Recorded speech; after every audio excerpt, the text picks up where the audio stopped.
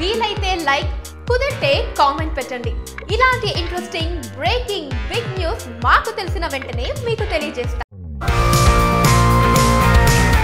Prabhas next movie title సాహోగా fix అయిందని ఫిలిం నగర్ లో తెగ ప్రచారం జరుగుతోంది. యూవీ క్రియేషన్స్ బ్యానర్ లో సుజిత్ డైరెక్టర్ గా వస్తున్న ఈ చిత్రం ఈ పాటికే షూటింగ్ శరవేగంగా జరుపుకుంటుంది. బాహుబలిలోనే సాహోరే బాహుబలి పాట నుంచి ఈ టైటిల్ పెడదామని అనుకున్నారట. అంతేకాదు, ఈ టైటిల్ కి అటు ప్రభాస్ ఇటు మూవీ టీమ్ కి ఎటువంటి వేరే అభిప్రాయం లేదట. ఇదే లోగోతో టైటిల్ డిజైనింగ్ వర్క్ జరుగుతోందట.